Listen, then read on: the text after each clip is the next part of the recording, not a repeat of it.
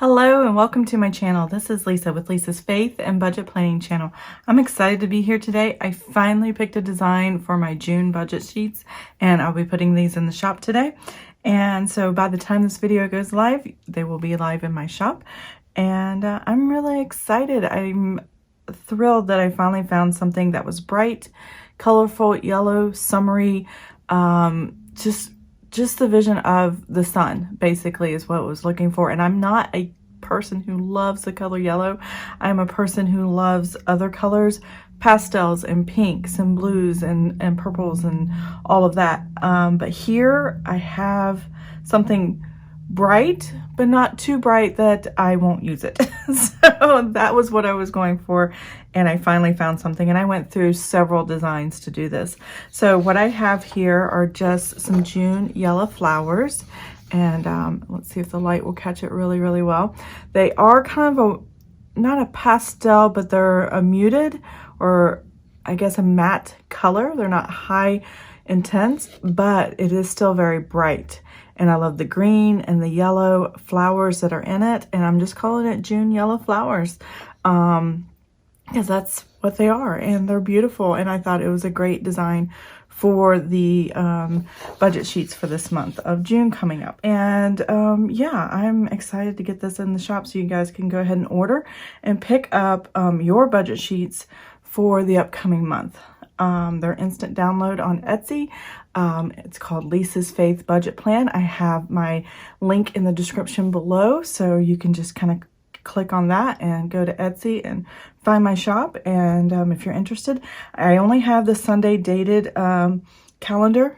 This is the only calendar I put out. Nobody's been interested in a Monday start, so if you are interested, let me know. I can definitely come up with something that has a Monday start and move the dates a little bit so it would fit a Monday start. And I did some changes.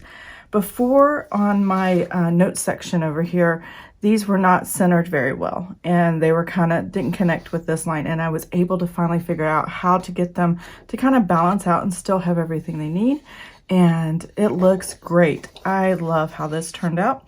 There's enough room to punch in the center and have your calendar laid out.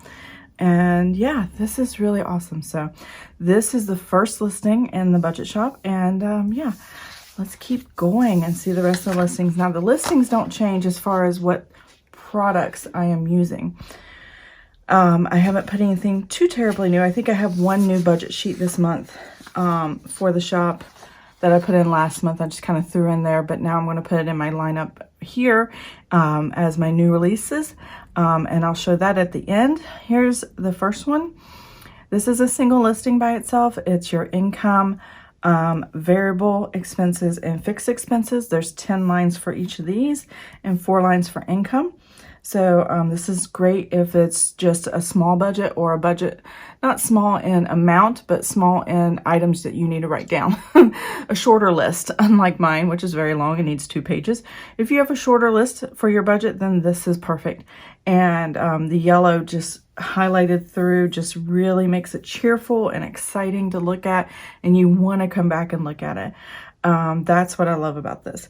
So here is this income, variable, and fixed expenses. I think it turned out amazing. And all the sheets are going to look pretty much the same as far as color and design. I use one color theme, one design theme, and I just take it through all the budget sheets.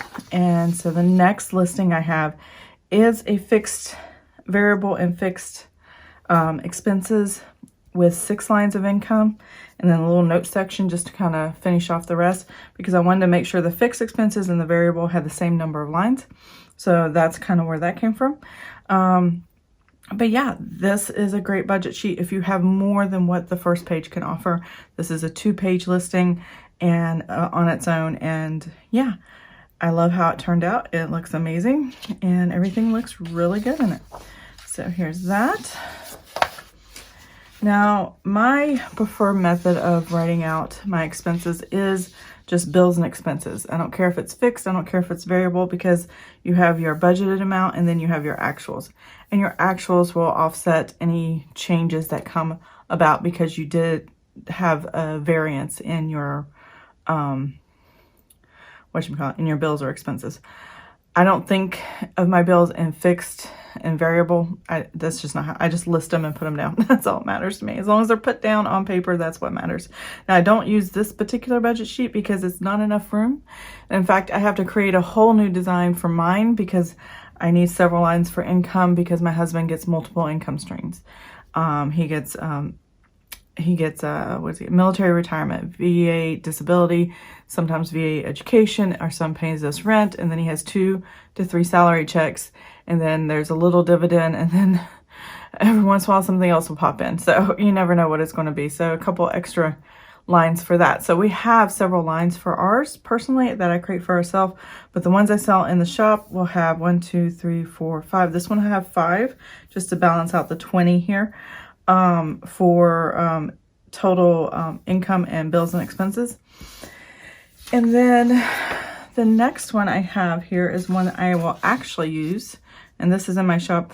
Well, not actually, because this only has 1, 2, 3, 4, 5, 6. I actually need more than that. So I redesigned this one to have 10 because I can spread out. I like listing my husband's income for his salary checks separately as they come in. I also like listing all the VA stuff separately.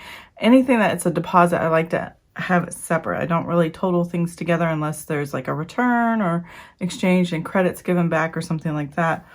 So mine would have 10 of these. This one in the shop will have 1, 2, 3, 4, 5, 6 income, which is usually sufficient for most people. Most people don't have a weird budget like we do. And then all these lines to put out your bills and your expenses. The way I start out mine is I kind of go to my calendar at the beginning of the month and I just write down everything by date. I don't put the date on here, but I just start with the first one, mortgage, and then keep going down, all the way down. And then the last 4 things I write are my spending categories, which are grocery, household, restaurants, miscellaneous, and gasoline. Those categories pop in here, and they're usually over here on this side, and then I total them up and I have a budgeted amount, and then as the actuals happen, I go through and I list those actuals. This is the budget sheets I would be using because I need 2 pages. I have so much coming and going. Let's see. Put that off to the side. There we go.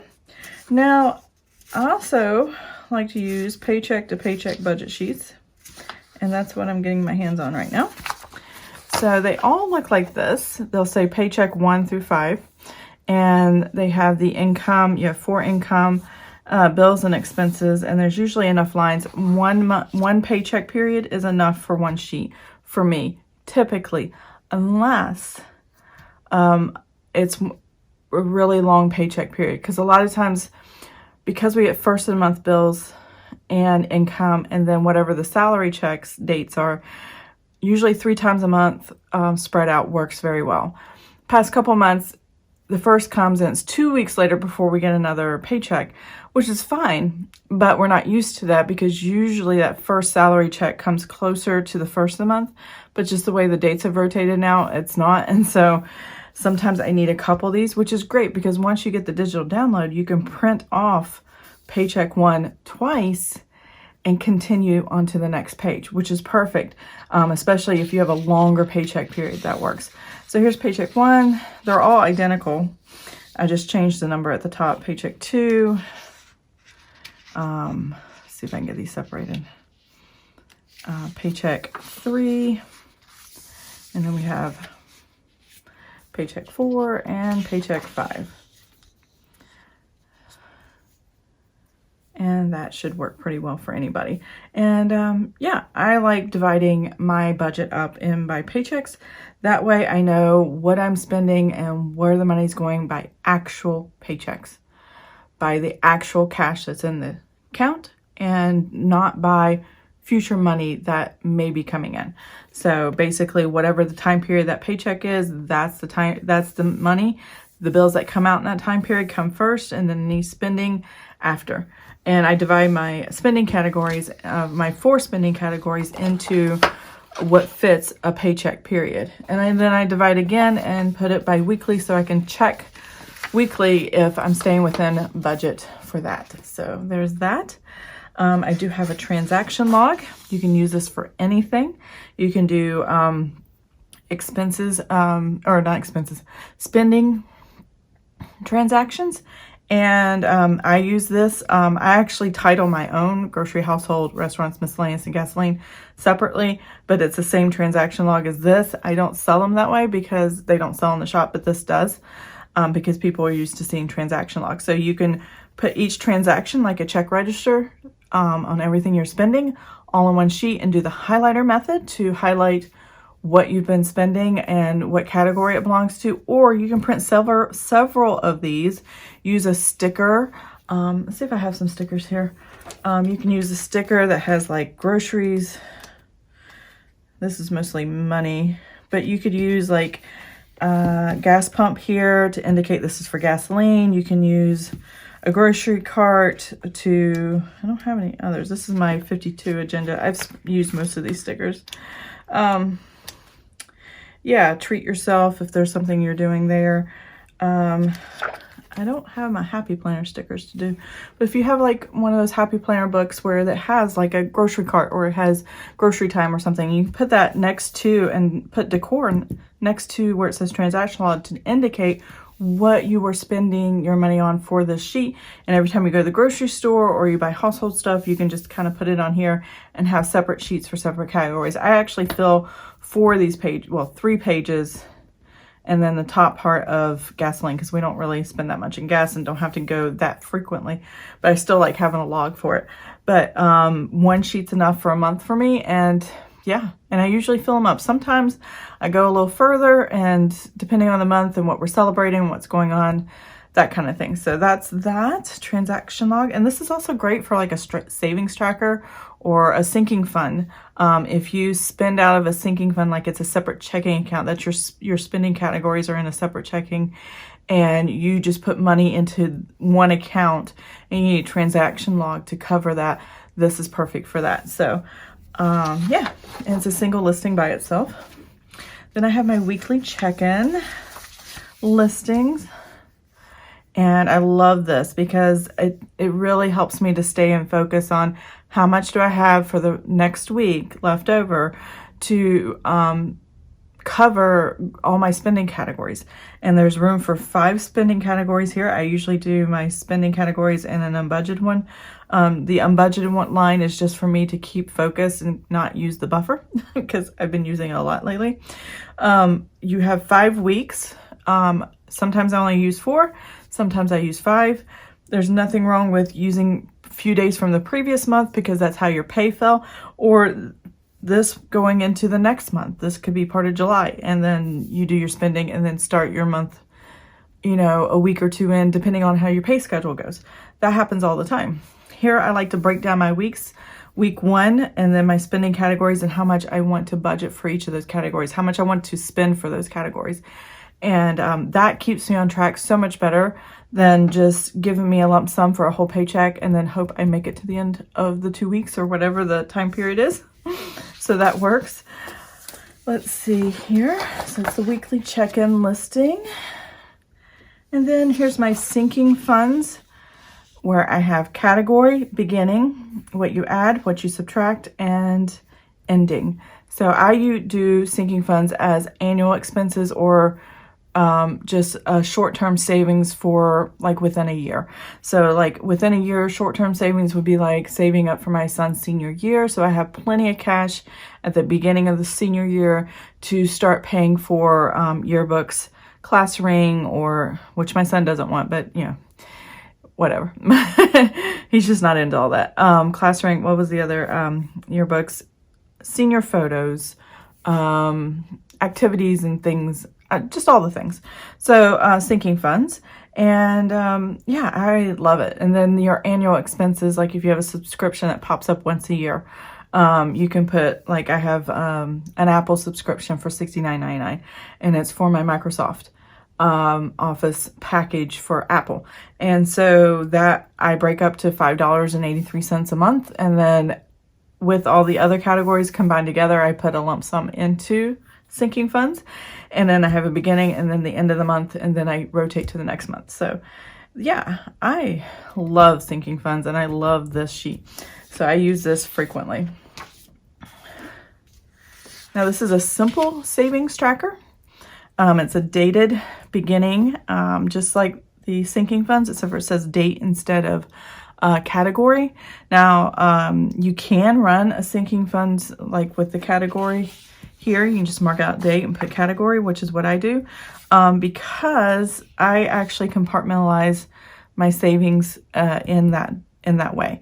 So I have multiple things in there that I'm saving. I just categorize it instead of date it, because I typically only put in my savings account once a month, but a lot of people actually put in their savings account more frequently. They do weekly transfers into savings, or they do monthly cash deposits, but then they also transfer funds from their after the weekly check-in, and what's left over goes into their savings. Those kind of challenges. I don't typically do that, but this is a great sheet for that, and you can put the dates and the beginning and the end amounts, and a lot of people like this sheet.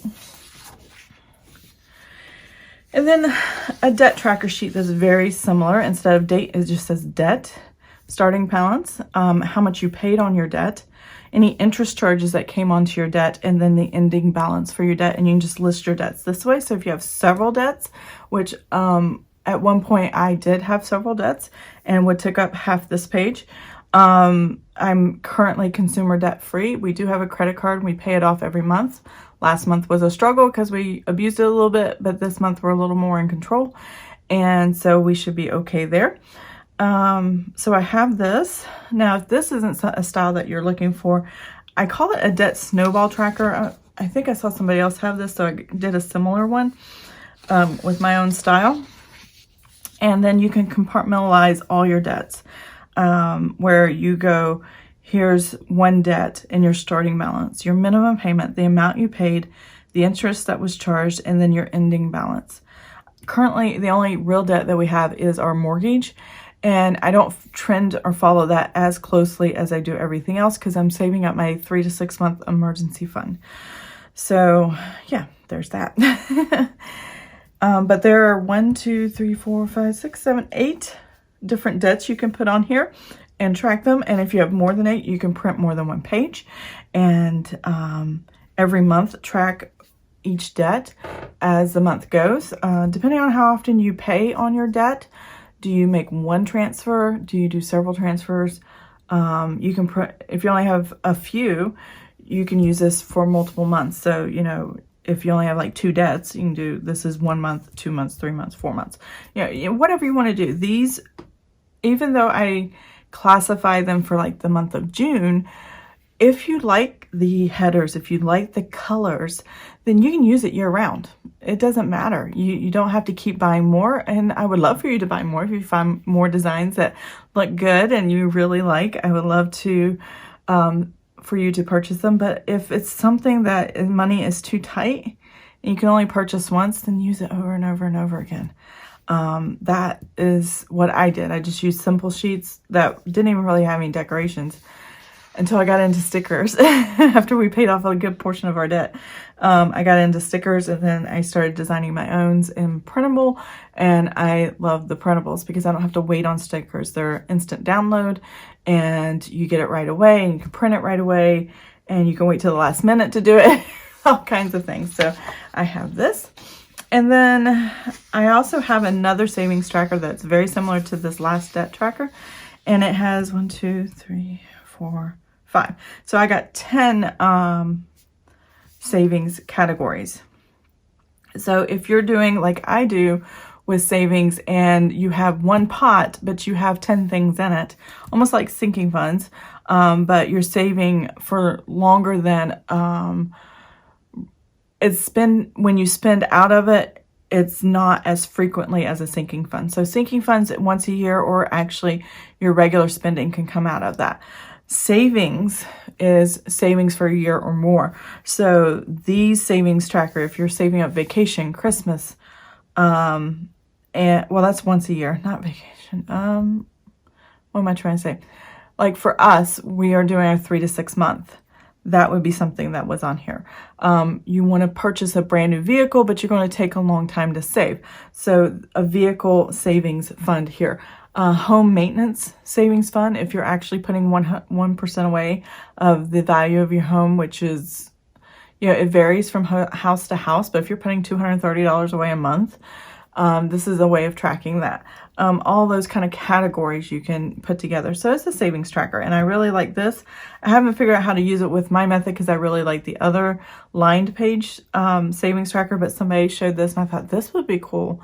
Somebody else in the, out there might prefer this over all the lines that I have in the other. I guess it would be like a transaction log kind of style like this. They prefer these boxes. So I have that in my shop. And then let's see, last but not least, because I am using my credit card and I did get out of hand, I had to create something to keep me more accountable and keep it in my head straight. So what I did was I came up with this credit card log. So I have the date of when the first of the month. So whenever the new cycle for my credit card begins, which is usually actually the end of month. It's the 25th of any month. That's the 24th is the cutoff. The 25th starts a new month. And then I have to have everything paid off by then or I get interest charges, basically. So the date, I usually do the 25th of the month. You can do the first of the month, whatever works for your card. And then the amount. So I always start with 0 here because I pay my credit card off before the next month. And so I'm not putting anything or taking anything out. And then description, I just start, and I'll just show you. Let me see if I can find my notebook. I start with available balance right there. And I have here, do I have my funds? And I have not done my, there we go. So as you can see here, for comparison, available, so I did start on the first on this one because nothing happened from the 25th through the 1st. And then my amount, I did nothing. Available credit, and I don't owe anything, so my available total credit is here in this box. And then as soon as I start reducing that amount, I put total owe. This was when my charges came through for my shop, and then this is what was available credit on my credit card. And just seeing it and writing this out every month and every time there's a transaction just keeps me accountable for what is going on my credit card and reminding me, all right, you're putting stuff on there. And I do have stuff go on there on purpose. You can see I spent my Mother's Day stuff here.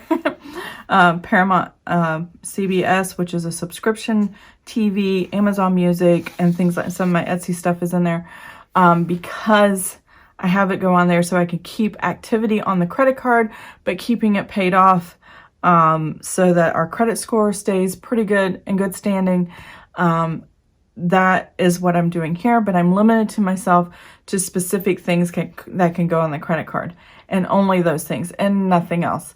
That way, I can still keep good credit and standing and still use the credit card without putting myself in position where I had a $24,000 credit limit and then I probably had $23,000 in debt on it and never getting it paid off, which is what I had for 15 years. And God only knows how much I spent in interest all those years with that high limit and, you know, the never getting it paid off. Once I got it paid off, I never wanted to keep it again.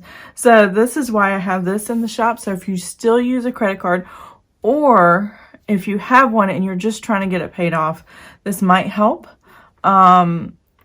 if you're still using it. If you're not really using it and it's just kind of frozen, or you canceled it and you're just paying off the debt, then this probably wouldn't help.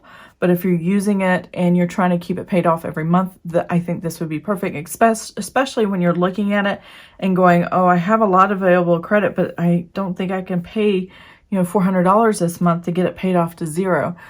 Okay, so I'm gonna have to stop spending on it. That kind of reinforcement of reminding yourself is very, very important.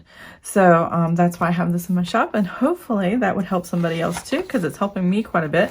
I definitely don't have to worry nearly as much. But yeah, these are my listings that I have in my shop. I really hope you like the colors and the flowers, and that this works for you guys. So I'm just going to kind of lay these all out here. I'll be right back. Okay. Okay, so I really hope you enjoyed this video and that you liked what you saw in the new pattern for the month of June and all the new things. I'm really excited to get the month started and see how things are. I lost the calendar in this. I must have put it off to the side somewhere. But anyways, but yeah, these are the new listings that are going in the shop this week, and I hope you have an amazing and blessed day, and I will see you guys next time. Bye.